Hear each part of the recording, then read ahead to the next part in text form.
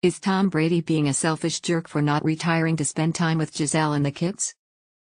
The 13-year marriage between legendary NFL quarterback Tom Brady, 45, and supermodel Gisele Bündchen, 42, is said to be spiraling, and his unretirement from the game is reportedly to blame. Insiders close to the couple exclusively revealed to Page Six that the Brazilian supermodel angrily fled their compound in Tampa, Florida, for Costa Rica this week after repeated fights about Brady's return to the field after just 40 days of retirement.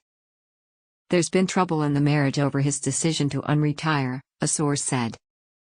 Or should the seven-time Super Bowl champ keep wowing fans in the 2022-23 regular season as the league's oldest player? Here, two reporters from the Post take sides in the scrimmage. The adage happy wife, happy life isn't just good for us commoners, that goes for you, too, Tom Brady.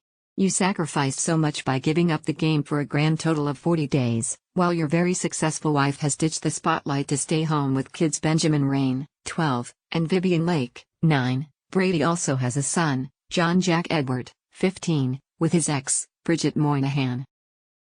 Gisele has always been the one with the kids, a source told Page Six. Gisele has always been the one with the kids. He seems to be forgetting that all good things must come to an end, especially when your family is on the line. It's time for Brady to take a page from tennis goat Serena Williams, 40, who announced she'd be hanging up her racket after this year's US Open in order to grow her brood with husband Alexis Ohanian. Oh wait, he's a guy accustomed to depending on his wife. The pro bowler even admitted that his all-encompassing career was coming at too high of a cost in a 2020 interview with Howard Stern. My wife's point was, well, yeah, of course this works for you. It all works for you. But it doesn't work for me. And yet, he goes trotting off with his Tampa Bay teammates again? Not cool, my guy. Now it seems his spouse is giving the jock a taste of his own medicine by starring in Burberry's latest campaign, good for her.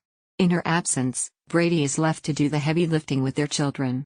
On Monday, he shared snaps of his two youngest kids leaving the house for their first day of school on his Instagram story. While he doesn't appear to mind handling daddy duties, it may be impacting his grind on the gridiron given his vague explanation last week for taking an 11-day hiatus from the Buccaneers' preseason training camp. We all have really unique challenges to our life. I'm 45 years old, man, he said, hinting at his personal troubles. We all have really unique challenges to our life.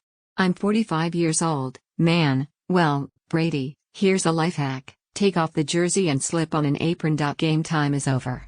It's husband time. When Tom Brady announced his retirement in February, I figured, good for him. After 22 seasons, maybe the guy can finally eat a damn tomato. Then I felt a twinge of sadness.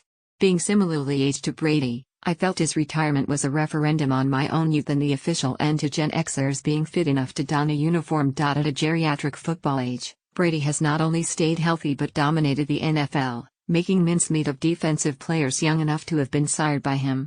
It's been something to behold. Greats like Joe Montana and Dan Marino packed it in at 38. Peyton Manning at 39.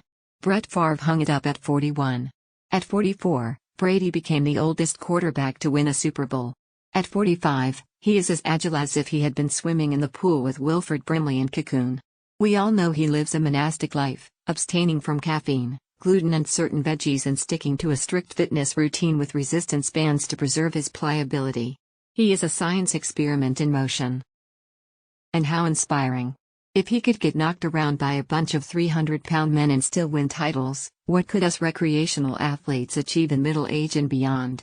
When he announced his return only a month later, it was thrilling. I lived in Boston in the early aughts when the entire city's collective personality trait was hating New York sports because they didn't have much going for their teams.